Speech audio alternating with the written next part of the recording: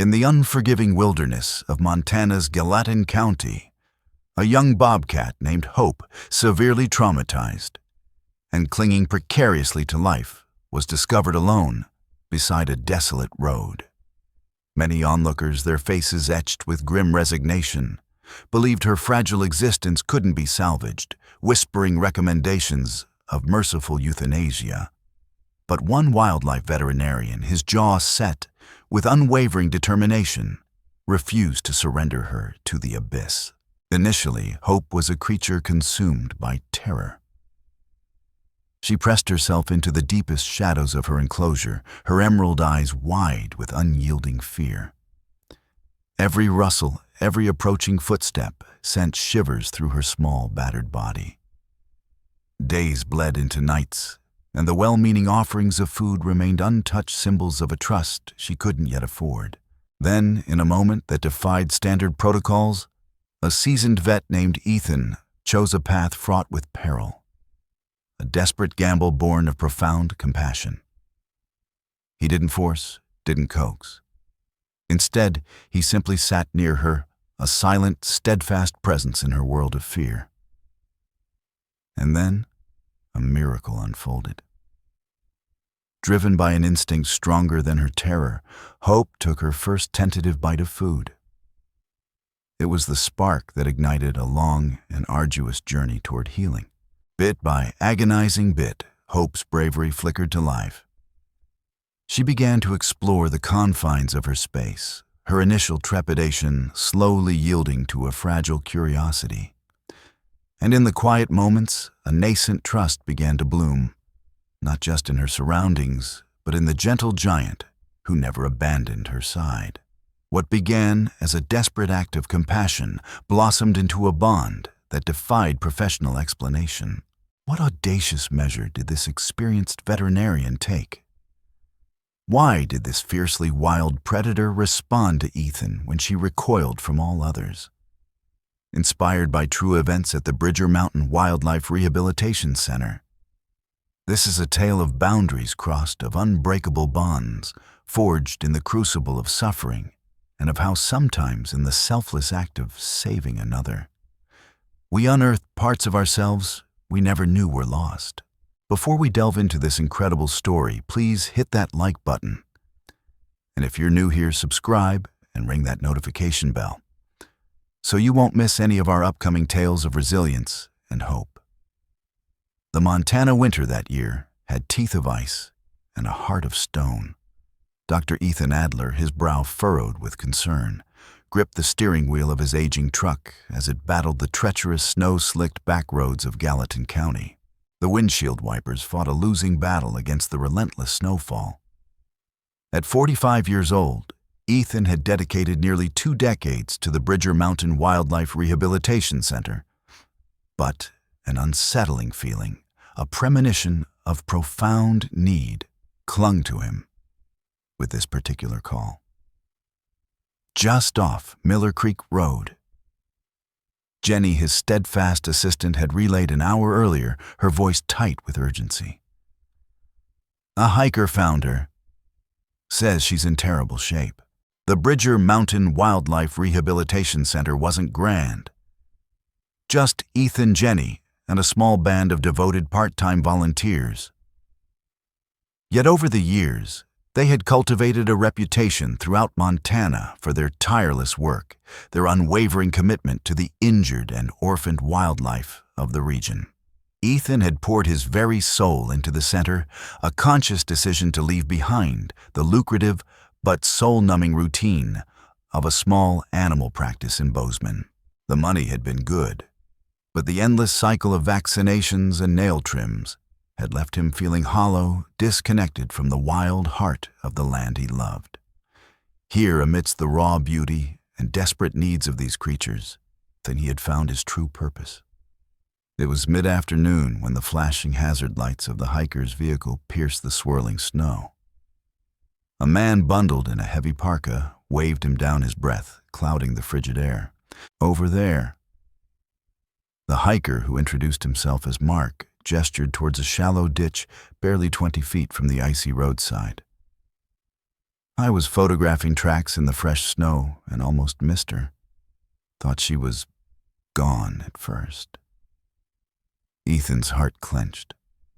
He grabbed his emergency kit from the truck bed and approached with a cautious urgency. What he saw stole his breath and tightened his chest with a visceral ache. A young female bobcat, not fully grown, likely under 2 years old, lay curled into a tight ball of misery. Her once vibrant tawny fur was now matted with a horrifying tapestry of blood and dirt. One hind leg was twisted at an unnatural angle, clearly broken. Her small chest rose and fell in shallow, labored breaths, each one a testament to her tenacious grip on life. As a seasoned wildlife veterinarian, Ethan had witnessed his share of suffering. Deer struck down by speeding vehicles, majestic eagles crippled by gunshot wounds, bears ensnared in the cruel jaws of illegal traps. But there was something about the profound vulnerability of this young bobcat that struck him to his core. She was barely conscious yet. Her golden eyes flickered open for a fleeting moment, filled with a primal terror that mirrored his own rising fear for her survival. Too weak to flee, too injured to fight, she lay exposed, a fragile creature at the mercy of a world that had already dealt her a brutal hand. "Easy, girl," he murmured, his voice a soothing balm against the harsh reality, though he knew his words were likely lost on her. In her pain-filled gaze, he was simply another predator, looming closer when she was utterly defenseless. His initial assessment painted a grim picture. Beyond the obvious broken leg, she exhibited alarming signs of severe dehydration, and the telltale pallor of possible internal bleeding and a raw, festering wound on her shoulder. A grim souvenir of a desperate struggle, perhaps, with another predator, or the unforgiving barbs of a wire fence. Most concerning was her alarmingly diminished response to stimuli. She teetered precariously on the precipice of consciousness, her small body fighting a losing battle against overwhelming trauma. "Is she going to make it?" Mark asked, his voice hushed with a mixture of pity and apprehension, keeping a respectful distance from the injured animal. Ethan didn't offer an immediate answer. The pragmatic, the conventionally compassionate choice, many would argue, was euthanasia. She was undeniably suffering, and her prognosis hung precariously in the balance. Even if she somehow survived the initial crisis, the road to rehabilitation would be torturous, fraught with challenges, and might ultimately end in heartbreaking failure. Wild animals, their spirits untamed, and their instincts honed for survival in the wild, didn't always mend well from such profound physical and psychological wounds. "I'm going to try." He finally declared the words, spoken more to steel his own resolve than to reassure Mark. With gentle, practiced movements, honed by years of delicate work, Ethan administered a low dose of ketamine from his emergency kit, just enough to ease her pain and prevent further stress during the arduous journey back to the center. He wrapped her trembling body in a thermal blanket, a small shield against the biting cold, and carefully placed her in a secure carrier. "Thanks for finding her," he told Mark, his voice thick with a gratitude that went beyond mere politeness. "You probably saved her life." Mark nodded, but a shadow of doubt flickered across his features, a silent acknowledgement of the daunting odds stacked against this fragile creature. As Ethan drove back to the center, the tires of his truck crunching through the fresh snow, his mind raced through a whirlwind of treatment protocols, meticulously calculating drug dosages and mapping out the urgent sequence of diagnostics. But beneath this professional focus, a deeper, more visceral current of emotion churned within him, an empathy so profound he couldn't quite articulate it. Something about this particular bobcat. Her youth, her utter vulnerability, the faint spark of defiance that still flickered in her pain-filled eyes, had burrowed its way under his skin, a silent plea that resonated with a forgotten corner of his own heart. "I don't know your story, little one," He whispered to the silent carrier beside him, his voice raw with a promise he intended to keep. "But I swear I'll do my best." The rehabilitation center was a sanctuary of quiet purpose when he finally arrived. Jenny had already left for the day, and the dedicated volunteers wouldn't be back until morning. It was just him and the center's current residents, two majestic red-tailed hawks slowly recovering from wing injuries, a playful young black bear cub destined for overwintering before its spring release back into the wild, and an elderly coyote, a permanent resident after a misguided attempt at domestication, had left her unable to survive on her own. Ethan carefully carried the carrier into the brightly lit examination room, the sterile scent of antiseptic, a stark contrast to the wildness he now cradled. He began the meticulous process of setting up for triage, his movements efficient and focused. The Bobcat hadn't stirred during the drive, but he noted with a small flicker of hope that her breathing seemed marginally stronger, a tiny victory he would cling to in the face of overwhelming odds. "Let's get you stable first," he murmured gently, preparing an IV line. "Then we'll figure out the rest." The next 6 hours dissolved into a blur of focused intensity. X-rays confirmed the clean break in her right hind leg and revealed 2 cracked ribs, silent testimonies to the violence she had endured. Blood work painted a stark picture of severe anemia, and an alarmingly elevated white blood cell count a clear indication of a raging infection. The wound on her shoulder was indeed infected, a raw, angry lesion that pulsed with heat, and her body temperature was dangerously low, her internal furnace struggling to maintain life.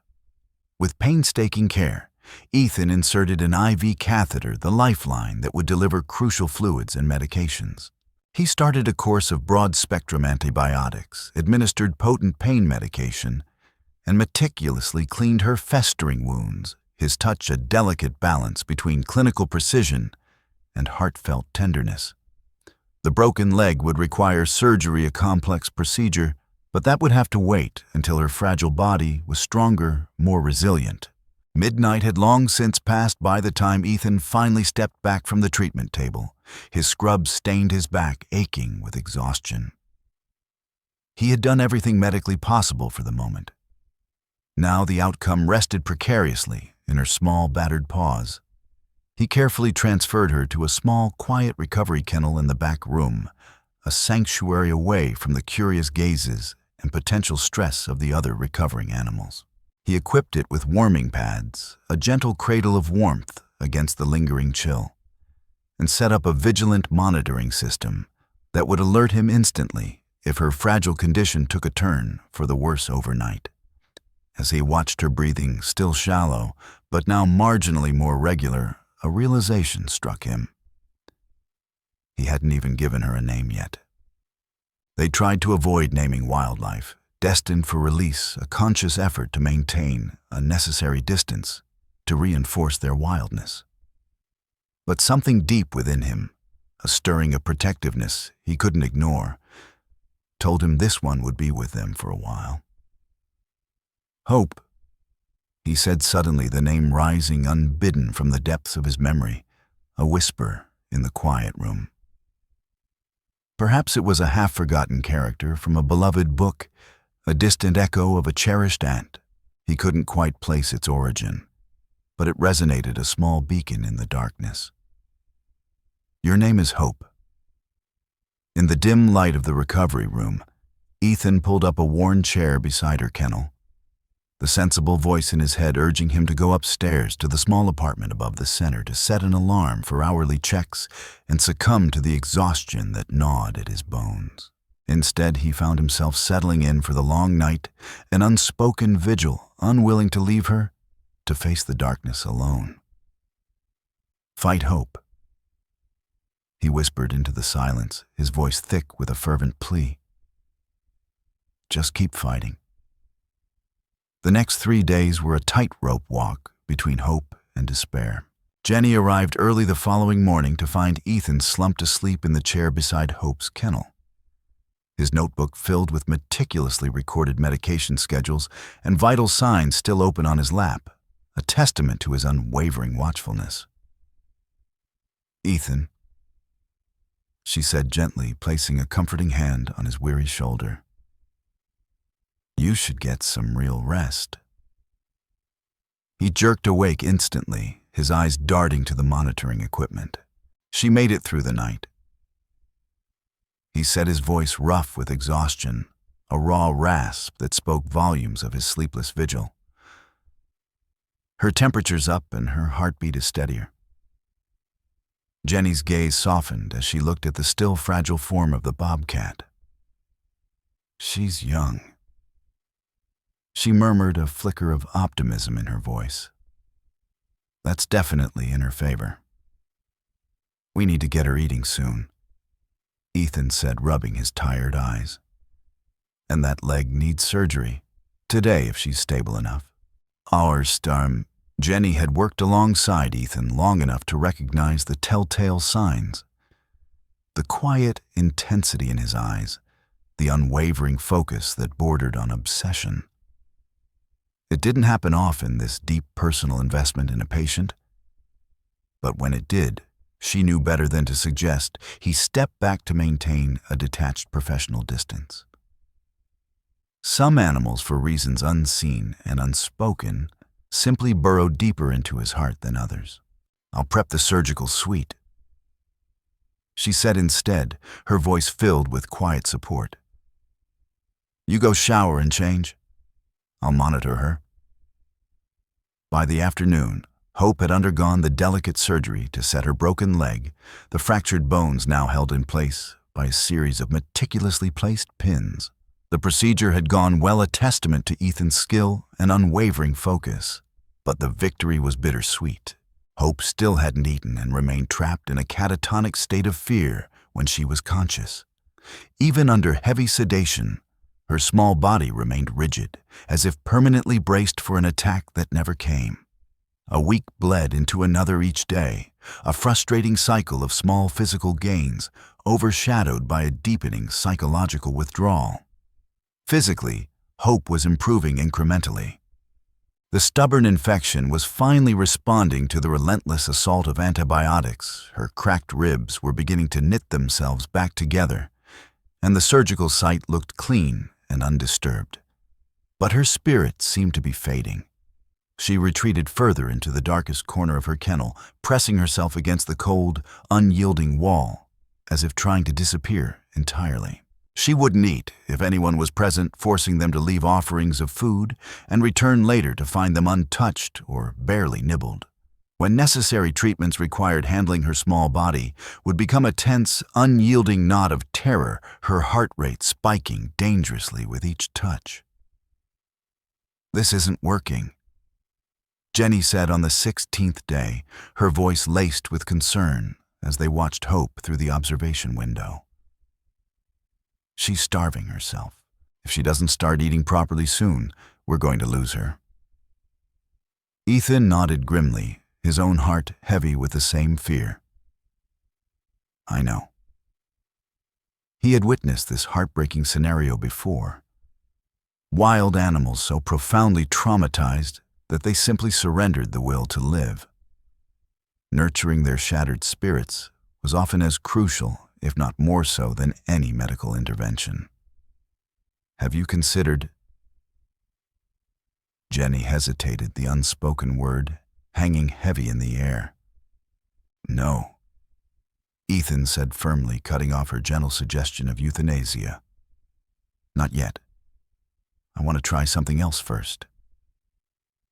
That night, after Jenny and the volunteers had gone home, Ethan sat in his small, cluttered office, the harsh glare of the desk lamp illuminating Hope's file. Her weight had dropped again, a stark red flag in the meticulous columns of numbers. At this rate, they would soon be forced to consider the invasive and stressful measure of force feeding, a procedure that would only amplify her already crippling fear. They were rapidly running out of options, and the familiar protocols of a wildlife rehabilitation offering no solace. He thought back to the numerous wildlife rehabilitation conferences he had attended, the countless scientific papers he had devoured, the hushed consultations with colleagues who had faced similar challenges. Modern wildlife medicine had made remarkable strides in recent years, yet some fundamental hurdles remained as ancient as the practice itself: how to mend a wild animal's broken body without fracturing its essential wildness, how to provide support without fostering dependence, how to earn trust without extinguishing the very spirit they were trying to save. The idea that sparked in his mind wasn't gleaned from any scientific journal or learned discourse. It surfaced from a long-forgotten memory. Years ago, he had briefly worked alongside a gifted horse whisperer, a man who possessed an uncanny ability to rehabilitate severely abused horses. The man's method had been disarmingly simple. He would merely sit quietly in the corral, often engrossed in a book, seemingly ignoring the terrified animal completely. Days would often pass in this silent communion, until eventually a flicker of curiosity would overcome the horse's deep-seated fear, and it would approach on its own terms. It's about choice. The horse whisperer had explained, his voice gentle but firm. You can't force trust. You can only create the conditions where trust becomes possible. Ethan glanced at his watch. Nearly midnight. He stood up decisively, a newfound resolve hardening his gaze. He grabbed his untouched dinner from the refrigerator, a forgotten sandwich wrapped in wax paper, and walked down the quiet hallway to Hope's enclosure. The recovery kennel, designed for medium-sized mammals, was larger than standard, offering a degree of privacy, with solid walls on 3 sides and a reinforced glass front for observation. Inside, a small hiding box offered a semblance of security, along with a water dish and various platforms for climbing. Features Hope had thus far completely ignored, remaining huddled in her self-imposed exile in the farthest corner. Ethan took a deep breath, the sterile air heavy with unspoken hope, and then did something that flew in the face of all standard protocols for handling potentially dangerous wildlife. He quietly entered her enclosure. Hope's emerald eyes widened in stark terror, her pupils dilating to black pools of pure fear. A low, guttural warning growl rumbled in her chest, the first sound he had heard her utter since her arrival, a primal declaration of distress. Ethan didn't meet her terrified gaze directly. Instead, he moved slowly, deliberately, and sat down on the floor near the door, as far from her corner as the limited space allowed. He unwrapped his sandwich, the mundane act, a stark contrast to the charged atmosphere. He took a slow, deliberate bite, chewing methodically, keeping his movements minimal, his posture deliberately relaxed, non-threatening. "Just having dinner, Hope," he said softly, his voice a low murmur that barely disturbed the silence. "Don't mind me." For 20 agonizing minutes, he sat there, the scent of his simple meal mingling with the wild, musky odor of fear that permeated the air. Hope remained frozen in her corner, her eyes fixed on him, every muscle in her small body coiled tight, poised for flight or a desperate fight. Ethan pretended not to notice her intense scrutiny, though he was acutely aware of every minute tremor, every subtle shift in her posture. When he finally finished eating, he simply sat quietly for another 10 minutes, a silent offering of peace. Then, with excruciatingly slow movements, he gathered his trash, stood up, and left the enclosure, careful not to make any sudden gestures or meet her terrified gaze. Outside, he let out a breath he hadn't realized he'd been holding, the tension slowly leaching from his shoulders. It was a risky approach, one that Jenny would likely vehemently disapprove of. A cornered bobcat, even a weakened juvenile, could inflict serious damage with its razor-sharp claws and teeth. But a deep, unwavering instinct told him this unconventional path held the only glimmer of hope. "See you tomorrow, Hope," he said softly through the thick glass of the enclosure door, his voice carrying a silent plea for understanding. The next evening, he returned his ritual unchanged. He came again with his simple dinner, the familiar scent of his presence, perhaps a small, unconscious anchor in her turbulent world. This time, he also brought a well-worn paperback, its pages dog-eared from countless readings. Hope's reaction remained the same. Rigid, terror-wide eyes reflecting his silhouette, low warning growls that vibrated in the tense silence. But perhaps the intensity of her fear was infinitesimally less. Again he ate quietly, read a few pages of his book. The mundane words, a soothing counterpoint to the wildness that surrounded him, and left after 30 minutes, leaving her undisturbed in her shadowed corner. On the third night, he added a new element to their silent communion. Along with his own meager meal, he brought a small portion of the special diet they had painstakingly prepared for her. Raw ground rabbit meat mixed with vital nutrients, a carefully crafted offering of sustenance. He placed the dish halfway between himself and her huddled form before settling down with his own food. "Thought you might like some company for dinner," he said casually, his voice low, and even as if addressing a skittish house cat rather than a fiercely wild predator. For 5 long nights, the ritual continued, an unspoken dance of patience and unwavering presence. Ethan would enter Hope's enclosure with food for both of them, sit quietly, eat his meal, sometimes read aloud in a low murmur about inconsequential things. The fickle Montana weather, the amusing antics of the recovering bear cub, the latest fascinating research he had been reading about the intricate social lives of wolves. Hope remained a creature of the shadows, her posture a study in tense immobility, but subtle shifts began to occur. The guttural growls became less frequent, less intense. Sometimes she would lower her head slightly, her wary eyes tracking his movements with a weary resignation that held less of the initial panic. Then on the 6th night, something remarkable happened, a tiny crack in the wall of her fear. As Ethan sat reading, pretending to be completely absorbed in the pages of his book, a flicker of movement in his peripheral vision caught his attention. Hope had shifted. Almost imperceptibly, she had moved a few inches from her self-imposed prison in the corner, then a few inches more. By the time Ethan prepared to leave, his heart pounding with a mixture of trepidation and burgeoning hope, she had crossed nearly a third of the distance between them, and had tentatively sniffed at the offering of food he had left. Though she hadn't yet eaten, it was a monumental step, a fragile bridge across the chasm of her terror. "That's it," Ethan whispered to the empty enclosure after carefully backing out his voice thick with emotion. Baby steps. The true breakthrough came on the 10th night. Ethan had been sitting quietly for about 20 minutes, and the familiar scent of his presence now a constant in Hope's confined world. From the corner of his eye, he saw her move with a newfound purpose. Cautiously, deliberately, she approached the small dish of food he had placed on the floor.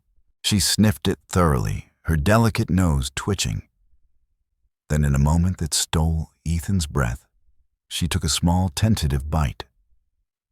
Her emerald eyes never left him, watching his every move with a mixture of apprehension and a dawning curiosity. Then she took another bite and another. She was eating, truly eating, for the first time since her traumatic arrival. Ethan fought to keep his outward demeanor calm, his movements slow and deliberate, as if nothing extraordinary was happening. But inside, a wave of jubilant relief washed over him, a silent cheer echoing in the quiet room. He continued reading, pretending to be engrossed in his book, though he couldn't suppress the small, involuntary smile that played on his lips. When Jenny arrived the next morning, Ethan was waiting, his face etched with a weariness that belied the triumphant news he was about to share. "She ate," he announced, his voice hoarse, but filled with a quiet elation. "Almost the entire portion." Jenny checked the monitoring system, the graphs confirming what Ethan had reported. "That's fantastic." She breathed, a genuine smile gracing her lips. But then a shadow of concern crossed her features. "Ethan, you've been going into her enclosure alone at night. That's incredibly risky." "It's working," he said simply, his gaze unwavering. "It's dangerous." She countered, her voice firm with professional concern. "She's wild injured and deeply traumatized. That's a recipe for disaster. She needs to learn to trust again." Ethan insisted, his voice filled with a conviction that brooked no argument. Not just for her psychological well-being, but for her physical recovery, too. The constant stress was killing her as surely as her injuries would have. Jenny sighed, a familiar sound that signaled her reluctant acceptance of his unconventional methods. "Just be careful, Ethan. I don't want to have to explain to the board why our senior veterinarian has Bobcat-inflicted lacerations." Ethan offered a tired smile, a silent acknowledgement of the inherent risks he was taking. Over the following weeks, a remarkable transformation unfolded within the confines of Hope's recovery kennel. With consistent nourishment finally fueling her body, her physical recovery accelerated. The pins in her leg were doing their job, and her mobility improved with each passing day. She began eating regularly, initially only when Ethan was present, then gradually accepting food from Jenny, as well as small but significant step towards broadening her circle of trust. But it was the psychological changes that were truly astonishing. Hope began to explore the platforms in her enclosure, her once fearful movements now exhibiting a tentative grace. She showed flickers of interest in the enrichment toys Jenny carefully introduced, even engaging in playful pounces on the occasional stray leaf that drifted in when the door was briefly opened. The dull, pain-filled emptiness in her emerald eyes began to recede, replaced by the alert, intelligent gaze characteristic of her wild kin. Ethan continued his evening visits, though the nature of their silent communion evolved. No longer was it solely about coaxing her to eat or merely tolerating his presence. Now it seemed to be about something more profound, a strange, unlikely bridge forming between human and wild animal, built on patience, respect, and an unspoken understanding. "You're looking strong today, Hope," Ethan commented one evening in early spring, nearly 4 months after her harrowing rescue. He sat on the floor of her now slightly larger rehabilitation enclosure, meticulously making notes about her progress, while she tentatively explored nearby, occasionally casting a curious glance in his direction. The broken leg had healed remarkably well, though a slight endearing limp would likely remain a permanent reminder of her ordeal. Her once matted coat had regained its vibrant luster, the distinctive spots and stripes of the Bobcat, now clear and striking against the tawny background. She was still underweight, but gaining steadily, her small body slowly reclaiming its natural vitality. By all conventional medical measures, Hope was rapidly approaching readiness for the final phase of rehabilitation before her potential release back into the wild. She should have been moved to the spacious outdoor pre-release enclosure weeks ago, a crucial step in the process of reacclimating to natural conditions and gradually reducing human contact. Yet Ethan had inexplicably delayed the move, finding a litany of seemingly valid reasons to extend her indoor recovery, a subtle reluctance clinging to his decisions.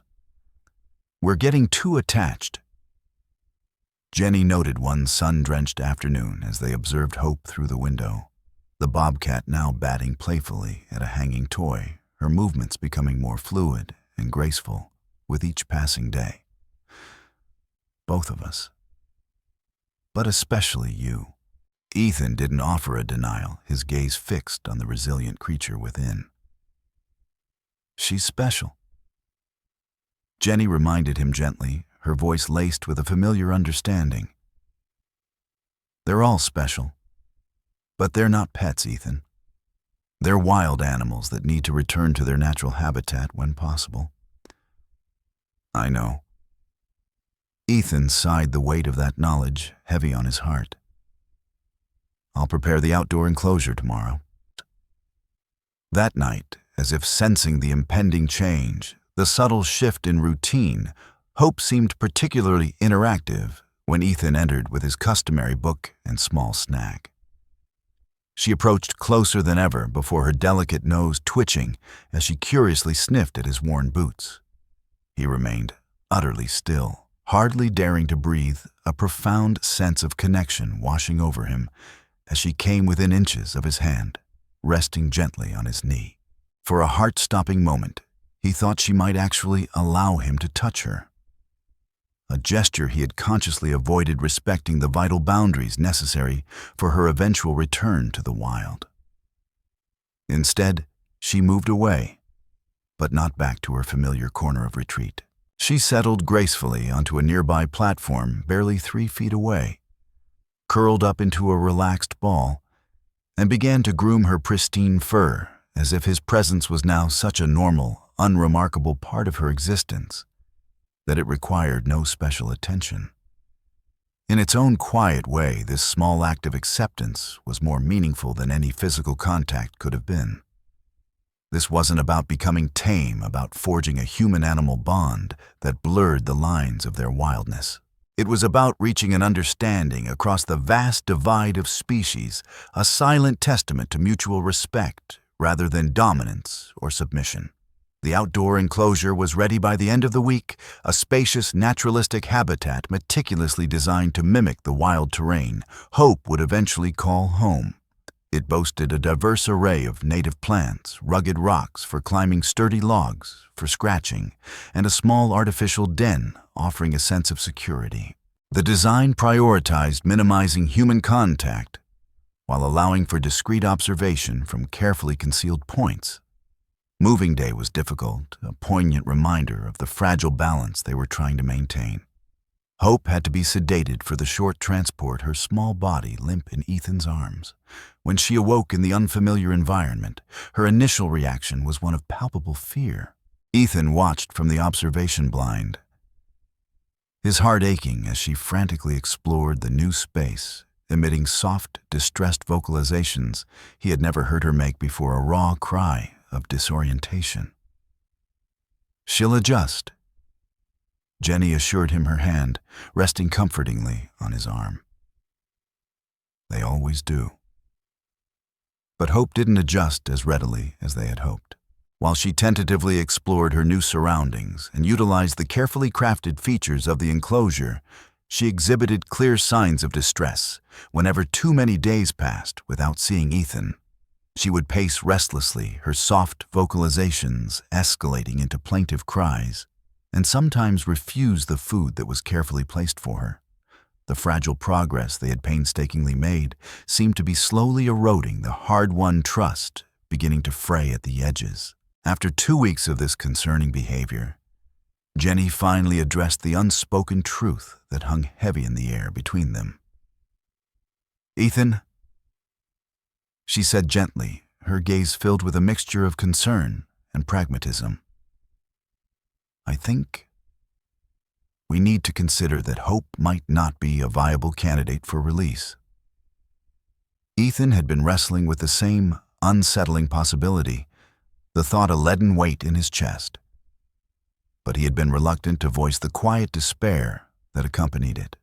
Her leg has healed as well as can be expected, but that slight limp, it will make hunting difficult. Jenny continued, her voice soft but firm. "And then there's the behavioral component. She's imprinted on you, Ethan.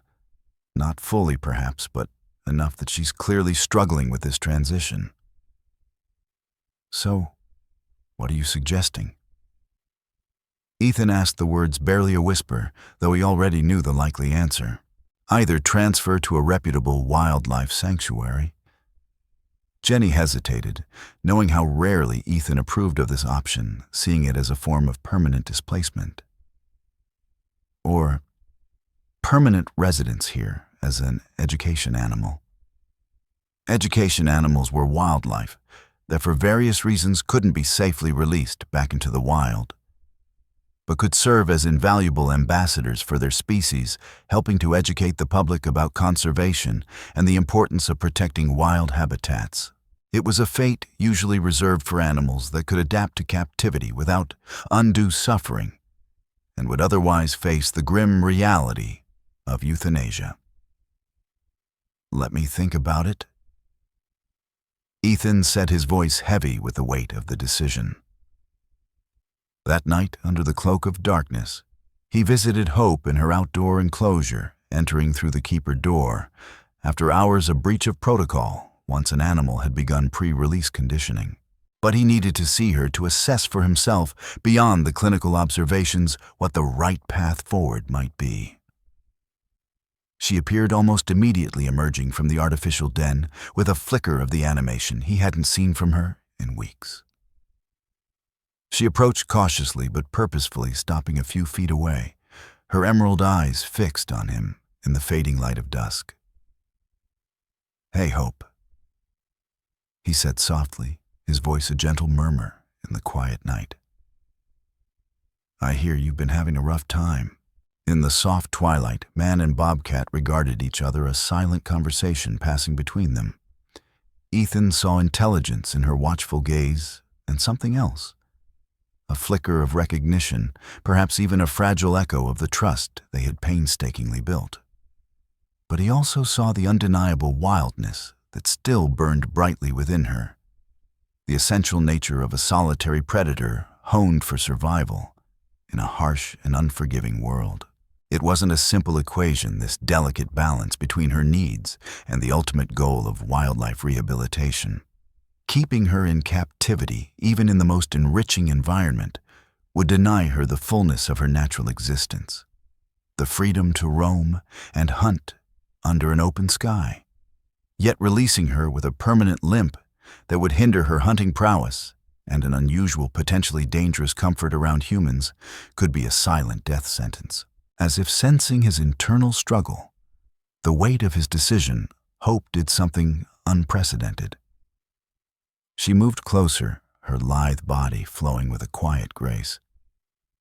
She circled once, then settled on the ground near his feet, not touching him, but closer than she had ever voluntarily positioned herself before.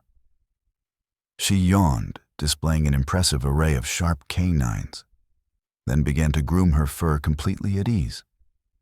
In his presence, the tension that had once defined her every movement now absent. The message seemed clear enough, a silent plea that resonated deep within his soul. 6 months later, Ethan stood before the newly completed habitat at the eastern edge of the rehabilitation center's property, a sense of quiet satisfaction washing over him. What had once been an unused acre of land had been transformed into the Hope Sanctuary, a spacious naturalistic enclosure meticulously designed specifically for a bobcat that walked the delicate line between wild and tame. The decision to keep Hope as a permanent resident hadn't been easy. The center's board had raised numerous questions, funding had to be painstakingly secured, and Ethan himself had wrestled with the profound ethical implications, constantly questioning whether it truly served Hope's best interests. In the end, the compelling evidence of her unique situation had swayed them all. Her physical limitations and her unusual, undeniable connection with humans made release a perilous option, while her obvious intelligence and surprising adaptability suggested she could thrive in the right captive environment, becoming a powerful voice for her species. "What do you think?" Ethan asked Jenny, a hint of pride in his voice, as they made the final inspections before moving day. The habitat was breathtaking. Multiple denning options offered her a sense of security and choice.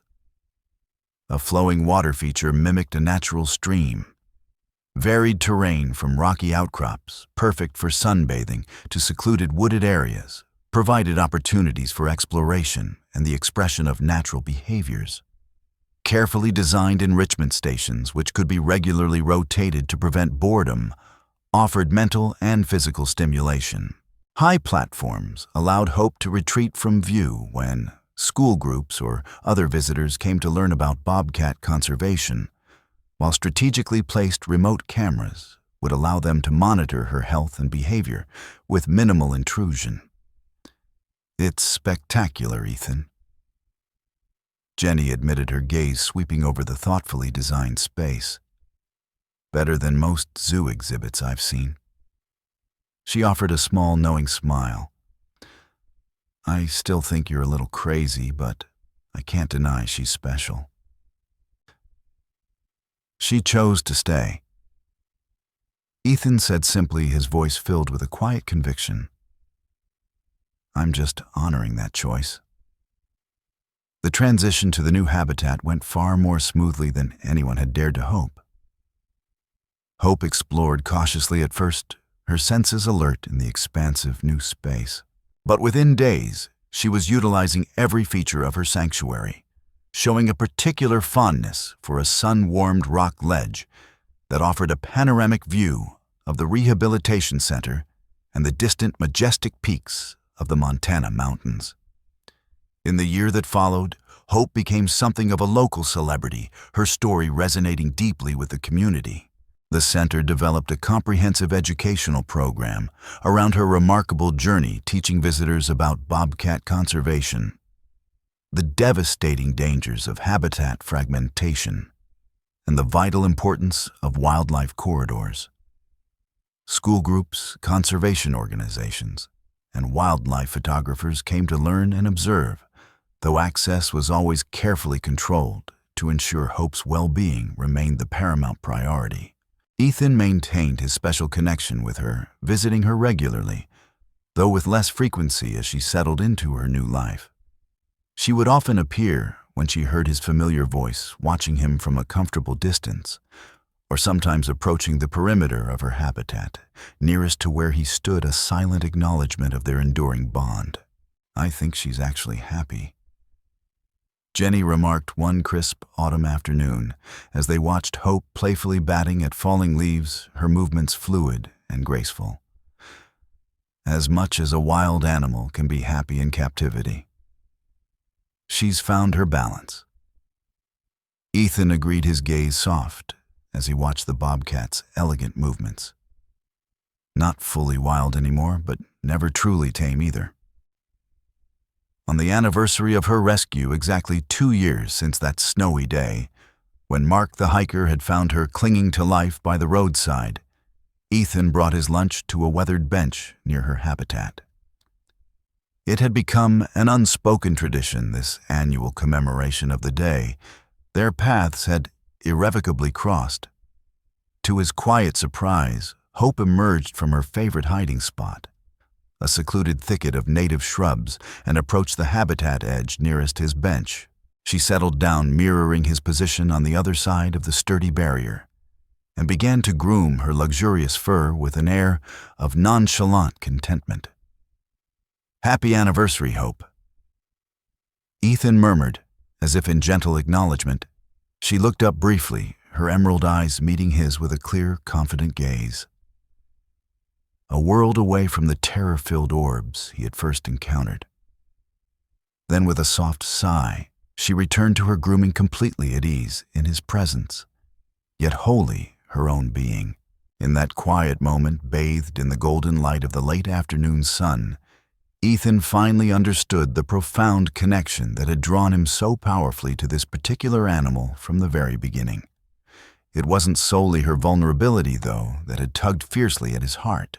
It wasn't just her tenacious fighting spirit, though, that had filled him with admiration. It was the profound reminder she embodied of something essential about healing, that sometimes the most powerful gift one being can offer another is simply presence.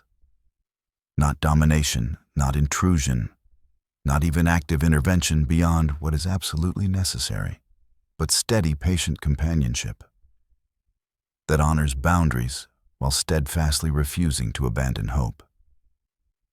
The sun began its slow descent behind the majestic Bridger Mountains, casting long, dramatic shadows across Hope's sanctuary.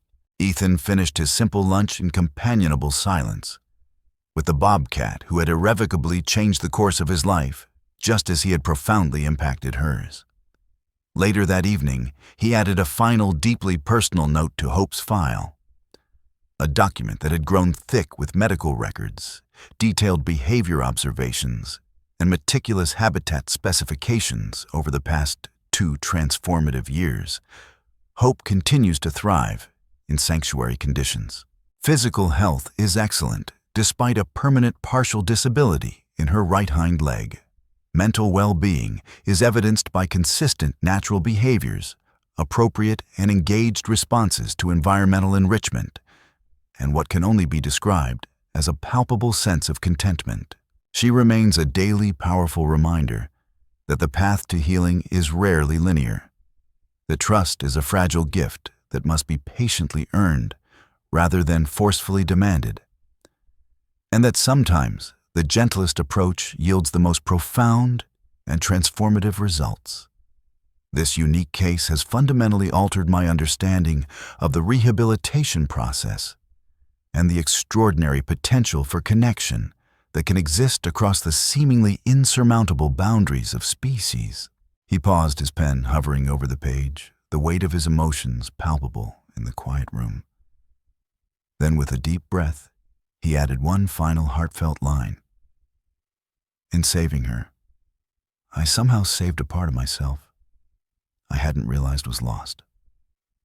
5 years later, the Bridger Mountain Wildlife Rehabilitation Center had undergone a remarkable expansion, a testament to the powerful impact of one small bobcat story.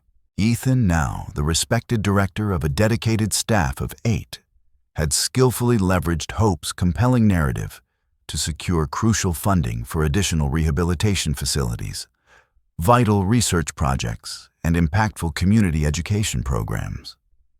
Hope, now a mature and magnificent bobcat of approximately 7 years old, had gracefully settled into her role as the very heart and soul of the center. Her spacious sanctuary had been expanded twice more, a testament to their ongoing commitment to her well-being, and a dedicated team ensured she received appropriate mental and physical stimulation, maintaining the delicate balance between necessary interaction and respectful privacy. On a warm June evening, the air filled with the gentle chirping of crickets, Ethan sat on his customary bench near her habitat, reviewing the files for the day's new arrivals. A majestic great horned owl with a complex wing fracture and 2 orphaned fox kits, their tiny lives hanging precariously in the balance. The work never ceased, the needs of the wild always present. But Ethan's sense of purpose had never been clearer, his commitment unwavering.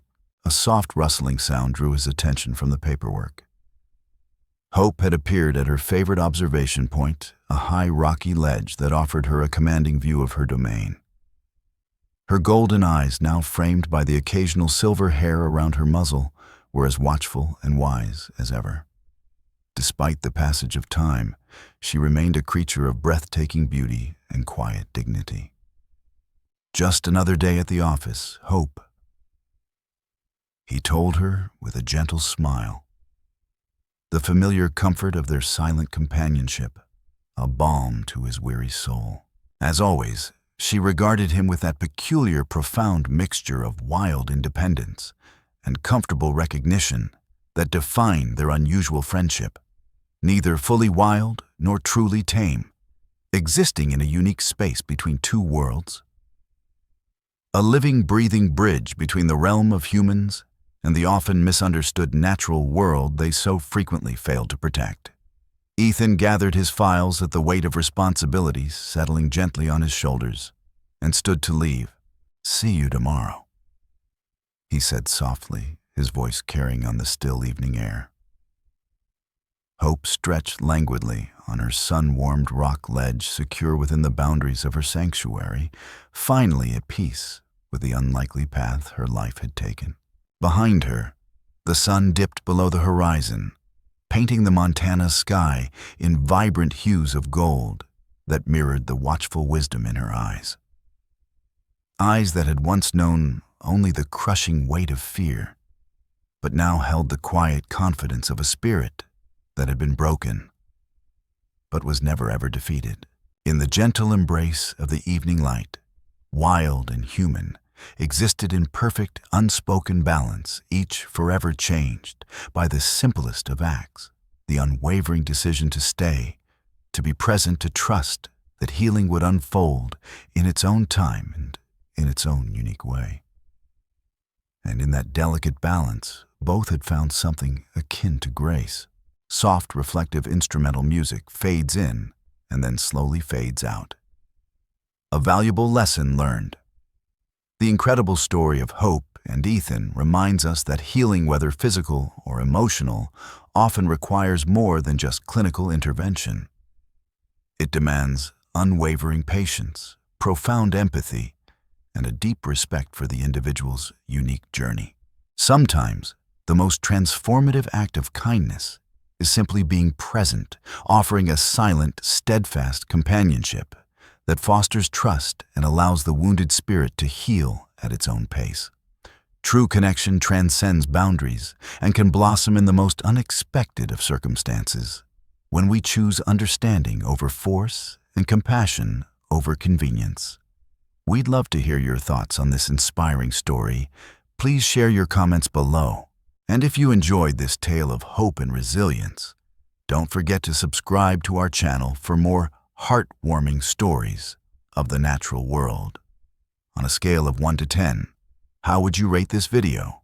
Let us know in the comments.